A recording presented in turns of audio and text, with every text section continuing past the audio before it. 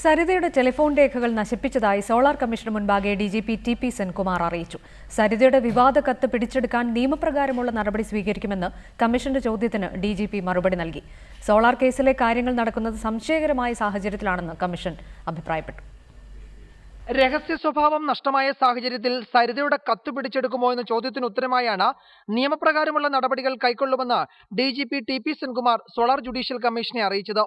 സ്വമേധയാ കത്ത് ഹാജരാക്കിയില്ലെങ്കിൽ പിടിച്ചെടുക്കാൻ ഉത്തരവിടുമെന്ന് കമ്മീഷൻ വ്യക്തമാക്കി.